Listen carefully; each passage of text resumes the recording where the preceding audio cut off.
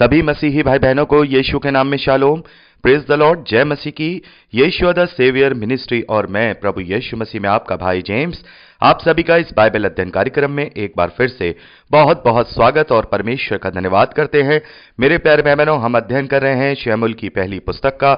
एक छोटी सी प्रार्थना के साथ आज के अध्ययन को हम शुरू करेंगे। हालेलुया। धन्यवाद पिता परमेश्वर, धन्यवाद करते हैं आपके अद्भुत रीति वाले प्रेम के लिए जो आपने अपने इकलौते पुत्र को देकर हम सभी पर प्रकट किया। धन्यवाद करते महान पिता परमेश्वर आपके अनुग्रह, आपके महान प्रेम, आपकी तमाम आशीषों के लिए।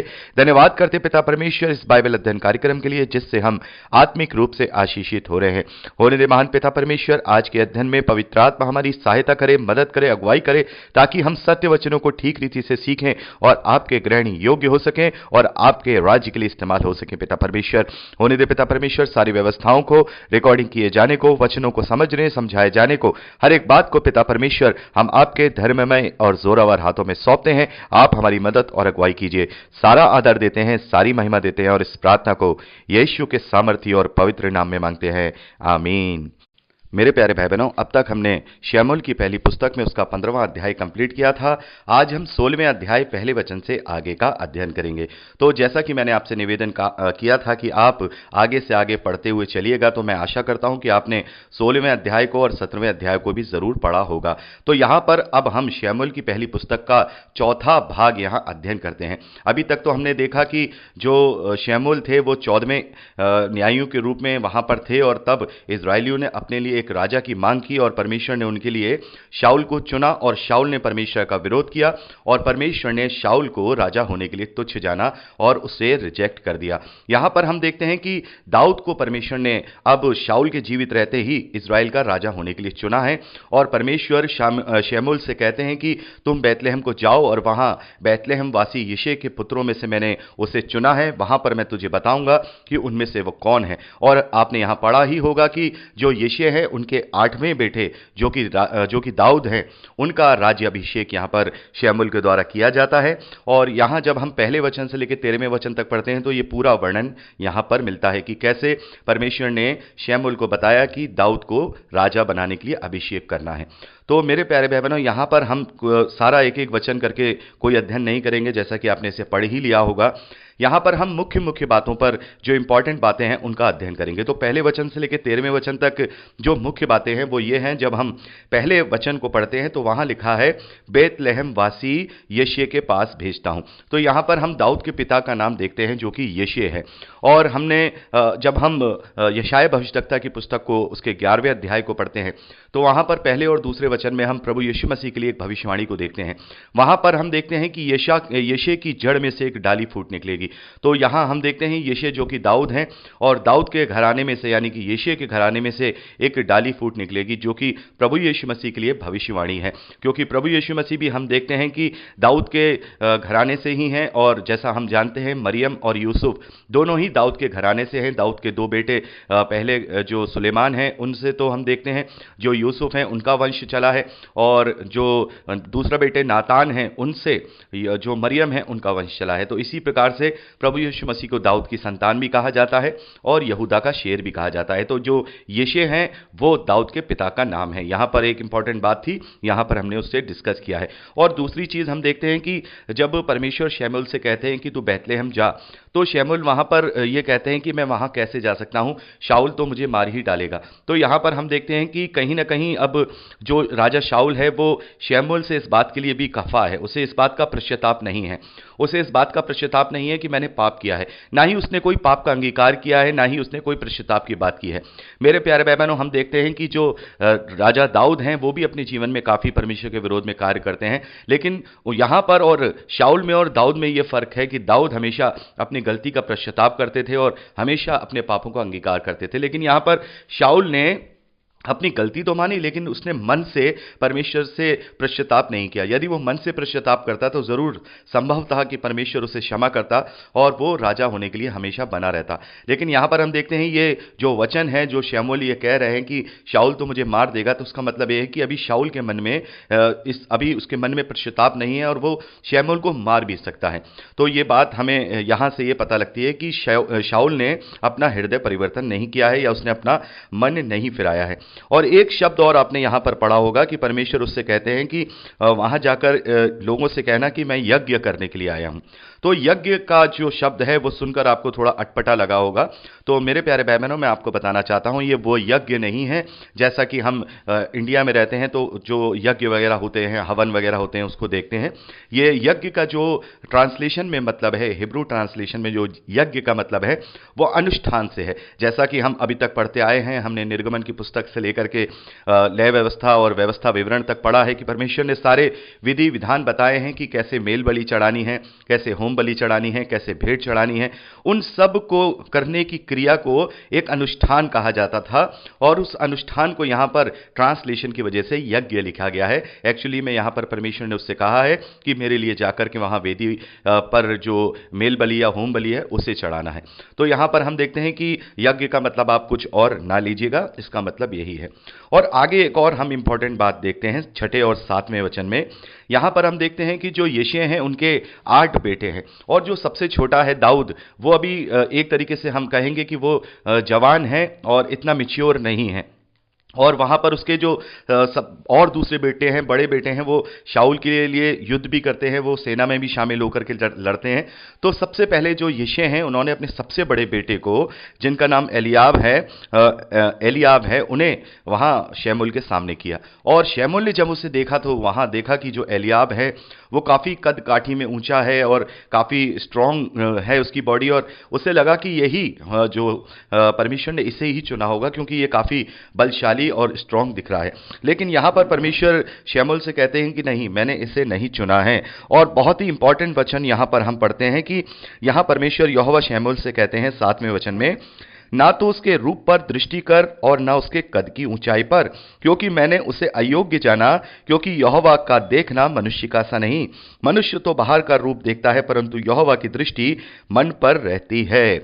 मेरे प्यारे भाई बहनों, यहां पर हम देखते हैं कि जो शाऊल था, वो शाऊल इतना लंबा था कि जो जितने इजरायली थे जब उसके कंधे पे आया करते थे, काफी बलशाली था, काफी सुंदर था। तो परमेश्वर ने ये यहां पर ये एक तरीके से शाऊल को नियुक्त करके ये भी सिद्ध किया है कि जो बलशाली है वो उसका बल अपना खुद का नहीं है। भले ही वो बलशाली हो ना हो, छोटे कद का हो और मीडियम साइज का हो, चाहे उसमें इतनी ताकत हो ना हो, लेकिन मैं जब अपनी महिमा कराता हूं तो मैं किसी से भी करा लेता हूं और उसका बल खुद का अपना नहीं होता, वो मेरा दिया हुआ होता है। और आगे आपने पढ़ा ही होगा कि कैसे दाऊद ने केवल एक पत्थर से ही 9 फुट के गोलियत पलिश्ती को मार डाला था। तो ये कैसे हुआ? ये परमेश्वर की सामर्थ्य के द्वारा हुआ। यहां पर परमेश्वर ने इस वचन के द्वारा ये बता दिया है कि मैं किसी को बाहरी रूप से नहीं देखता हूं। और एक और बात हमें यहां पर समझ में आती है मेरे प्यारे भाई बहनों, जैसा कि हम बहुत बार कभी कभी दुखी हो जाते हैं कि हमारा किसी कारणवश हमारे शरीर में कोई अयोग्यता होती है, या हम अपंग होते हैं, या फिर हम सुंदर नहीं होते, हम करूप होते हैं, या लोग हमें हमारे बाहरी मनुष्य तत्व को देख करके पसंद नहीं करते हैं। कई बार हम दुखी हो जाते हैं, लेकिन यहां पर हम देखते हैं कि परमेश्वर बाहरी रूप नहीं देखता, परमेश्वर मनुष्यों के जैसा नहीं देखता, वो परमेश्वर मन को देखता है, मन को जांचने वाला है। तो जैसा कि हम जानते हैं कि ये जो शरीर है ये नाशवान है और परमेश्वर नाशवान चीजों को नहीं देखता है। परमेश्वर को नाशवान वस्तुओं से कोई सरोकार नहीं है। जैसा कि हम जानते हैं, हम पढ़ चुके हैं, पतरस की पत्री में हमने पढ़ा हुआ है कि परमेश्वर की दृष्टि में हमारा 1000 साल मानो उसके एक दिन के बराबर है, क्योंकि उसको वो समय के बाउंड नहीं है। तो ये हमारा जीवन, ये हमारा नाशवान शरीर, उसके लिए मिनटों का, घंटों का ही केवल एक समय है, तो उसको ज्यादा इस बात से सरोकार नहीं रहता। और परमेश्वर जिसको उठाता है उसी से अपनी महिमा करा सकता है, वो किसी से भी अपनी महिमा करा सकता है। और हमने पौलुस के विषय में भी देखा कि पौलुस तो परमेश्वर का विरोधी था और मसीह विश्वासियों का उत्पीड़न किया करता था, स्टीफन के वध में भी उसका हाथ था, लेकिन परमेश्वर ने उसे ही चुन लिया कि वो अन्य जातियों के लिए सबसे बड़ा प्रेरित ठहरे और उसके द्वारा कितनी सारी कलीसियां को स्थापित करवा दिया। तो यहां पर परमेश्वर ने यह बात शमूएल को समझा दी है कि किसी के कद काठी को देख करके ये मत सोच कि ये राजा होने के योग्य है, ये मेरी दृष्टि में अयोग्य है, क्योंकि इससे भी बड़ी कद काठी का शाऊल मेरी दृष्टि में तुच्छ ठहरा है। क्योंकि मेरी दृष्टि में बड़ा वही है, मेरी दृष्टि में ग्रहण योग्य वही है जो मेरी आज्ञाओं पर चलता है, जो मुझ पर विश्वास करता है, जो मेरी आज्ञा को मानकर मेरे ग्रहण योग्य बनता है, क्योंकि बाहरी मनुष्य तत्व मेरे लिए कुछ भी नहीं है। तो यहां पर हम देखते हैं इस प्रकार से जो तीन बड़े बेटे थे, जो यशायाह के तीन सबसे बड़े बेटे थे, उन्हें एक एक करके जो यशायाह हैं उन्होंने शमूएल के आगे रखा और परमेश्वर ने कहा नहीं, इनमें से कोई नहीं है। और ऐसा करते करते सातों बेटों को यशायाह ने अपने शमूएल के सामने रखा और शमूएल को परमेश्वर ने कहा इनमें से कोई नहीं है। और फिर वहां पर देखा गया जो परमेश्वर ने जिसे चुना था वो तो मनुष्यों की दृष्टि में किसी योग्य ही नहीं था, कि उसे तो जो यशायाह है उन्होंने सामने रखा ही नहीं। यशायाह की दृष्टि में दाऊद इस योग्य नहीं है कि वो राजा बन सकता, लेकिन परमेश्वर की दृष्टि में दाऊद इस योग्य था कि वो ही राजा बने। और हम देखते हैं कि एक महान राजा के रूप में इजराइल के इतिहास में हम दाऊद को देखते हैं, और दाऊद की राजगद्दी और दाऊद के राज जैसा राज आज तक इजरायली अपने मसीहा के रूप में उसके आने का इंतजार कर रहे हैं। खैर ये अलग बात है। तो मेरे प्यारे भाई बहनों, यहां पर हम देखते हैं इस प्रकार से परमेश्वर जिसे चुनता है उसी से अपनी महिमा कराता है। और यहां पर सबसे छोटे बेटे को, यहां सबसे 8वें नंबर बेटे को परमेश्वर ने वहां पर राजा होने के लिए अभिषेक करवाया, राजा होने के लिए चुना है। और मेरे प्यारे भाई बहनों, हम देखते हैं कि कई बार परमेश्वर ने पहलौठों को छोड़ दिया है, जैसा हम याकूब और उसके भाई के विषय में देखते हैं जो एसाव है, वहां पर भी हम देखते हैं कि परमेश्वर ने याकूब के द्वारा ही सारी आशीष जो है आगे बढ़ाई है और एसाव ने अपना पहलौठेपन का अधिकार बेच दिया है। और कई बार हम देखते हैं, जैसे अब हम याकूब के 12 बेटों में भी देखते हैं, याकूब के 12 बेटों में सबसे जो 11वें नंबर का बेटा यूसुफ है उसके द्वारा महिमा होती है, और बाकी के सारे जो बेटे हैं उसके आगे दंडवत करते हैं और उसके नीचे और उसके अधीन रह करके काम करते हैं। तो यहां पर हम देखते हैं कि परमेश्वर ये नहीं देखता है कि परिवार में कौन बड़ा है, कौन छोटा है, कौन कद खाटी में ऊंचा है, कौन स्ट्रांग है। परमेश्वर जिसको चाहे उसको चुन करके उसे बलशाली बना देता है, उसमें वो बल दे देता है और अपने कार्यों को वो वहां करा लेता है। तो इस प्रकार से हम देखते हैं कि 16वें अध्याय पहले वचन से लेकर 13वें वचन तक दाऊद के राज्य अभिषेक का वर्णन यहां हमें मिलता है। और आगे हम 14वें वचन से लेकर के जब लास्ट इसके 23वें वचन तक पढ़ते हैं तो वहां पर हम देखते हैं कि जो दाऊद है वो शाऊल के सामने उपस्थित होता है। और यहां पर एक बहुत ही इंपॉर्टेंट वचन है जो हमें कई बार परेशान करता है, जैसा हम 14वें वचन में पढ़ते हैं 16वें अध्याय के, यहोवा का आत्मा शाऊल पर से उठ गया और यहोवा की ओर से एक दुष्ट आत्मा उसे घबराने लगा या उसे परेशान करने लगा। तो यहां पर कई बार हमारे मन में यह सवाल आता है कि क्या परमेश्वर के पास दुष्ट आत्माएं भी हैं? और अगर परमेश्वर के पास दुष्ट आत्माएं हैं और वो परमेश्वर की आज्ञा का पालन कर रहे हैं तो फिर वो दुष्ट कैसे हो सकते हैं? क्योंकि अगर वो परमेश्वर की अधीनता में हैं तो फिर वो दुष्ट आत्मा कैसे हो सकती है? तो मेरे प्यारे भाई बहनों, यहां पर ये जो वचन है काफी हमें उलझा देता है, काफी हमें ये सोचने पे मजबूर कर देता है कि क्या परमेश्वर के पास इस प्रकार की कोई दुष्ट आत्मा है जो वो शाऊल के पास भेज देगा या शाऊल को घबराने के लिए भेज देगा? तो इसका जवाब है नहीं।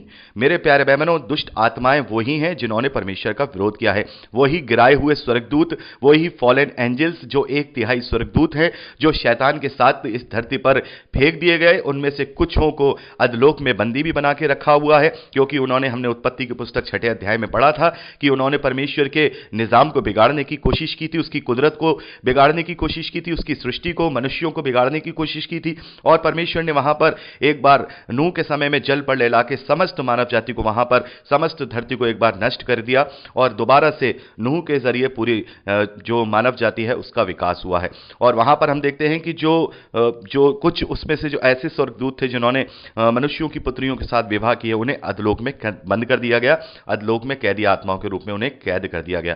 तो परमेश्वर के यहां कोई दुष्ट आत्मा नहीं है, परमेश्वर के यहां कोई दुष्ट आत्मा नहीं है, क्योंकि जो परमेश्वर की आज्ञा की अधीनता में चलता है वो एक तरीके से उसकी आज्ञा पालनता में चल रहा है, तो वो दुष्ट आत्मा नहीं हो सकता। क्योंकि दुष्ट का जो शब्द है, दुष्ट का शब्द शैतान के लिए इस्तेमाल होता है, यानी शैतान की आत्मा। तो मेरे प्यारे भाई बहनों, यहां पर जो कहने का तात्पर्य ये है वो ये है कि जब परमेश्वर का आत्मा उस पे से उठ गया तो फिर जो दुष्ट आत्माएं हैं उन्हें इस बात की छूट मिल गई कि वो उसे परेशान कर सकती हैं। मेरे प्यारे भाई बहनों, जहां पर परमेश्वर का आत्मा नहीं होता वहां पर दुष्ट आत्माओं का वास होता है, ये तो हम जानते हैं। जहां पर परमेश्वर का आत्मा नहीं होता वहां दुष्ट आत्मा प्रबल होता है। तो नेचुरल है, यहां पर हम देखते हैं कि जब परमेश्वर का सामर्थ उसके ऊपर से से उठ गया है, परमेश्वर की दृष्टि, परमेश्वर के अनुग्रह की दृष्टि जब उसके ऊपर से उठ गई है, तो अब वो खाली है। और खाली घर, जैसे हम बहुत पुरानी कहावत भी सुनते हैं कि खाली घर शैतान का, तो अब वो परमेश्वर की सामर्थ्य से खाली हो चुका है। तो वहां पर वो अब उसके पास वो सामर्थ्य नहीं है जो इन दुष्ट आत्माओं से उसे बचा सके। तो वहां पर वो दुष्ट आत्माएं जिनका ये काम है कि वो लोगों को परेशान करती हैं, मनुष्यों को और पाप में ज्यादा डालती हैं, तो वो वहां पर आकर के शाऊल पर प्रबल होने लगी है। कोई परमेश्वर ने आज्ञा देकर किसी को नहीं भेजा है कि भाई जाओ और उस पर प्रबल हो जाओ, बल्कि परमेश्वर का जब सामर्थ्य हटा तो ऑटोमेटिकली ये उनके लिए छूट मिल गई, उन दुष्ट आत्माओं के लिए, कि वो अब उससे परेशान करती हैं।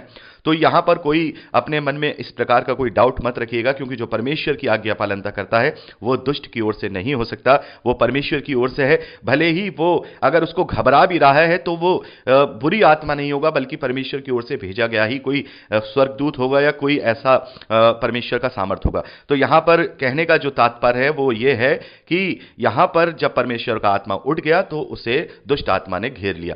और वहां पर हम देखते हैं जो दाऊद है वो बहुत अच्छी वीणा बजाया करते थे, और बहुत अच्छी वीणा बजाया करते थे, इस कारण से उनका नाम था। और उन्होंने, जो शाऊल था, दाऊद को अपने पास बुलाता है, और वो उनसे जब वो वीणा बजाते हैं, परमेश्वर का भजन गाते हैं, तो वो उन्हें शांति मिलती है और तब तक वो दुष्ट आत्मा उनसे दूर रहती है। आपने ये सारा वर्णन यहां पर पढ़ा होगा। तो इस प्रकार से जो शाऊल है और जो दाऊद है, उनका इस प्रकार से एक साथ सम्मुख उपस्थित होने का वर्णन यहां 14वें वचन से लेकर लास्ट 23वें वचन तक मिलता है। तो हमने एक ओवरऑल तरीके से 16वें अध्याय का अध्ययन कंप्लीट कर लिया है। अब हम 17वें अध्याय पहले वचन से आगे का अध्ययन अगली रिकॉर्डिंग में करेंगे। प्रभु आपको आशीष दे।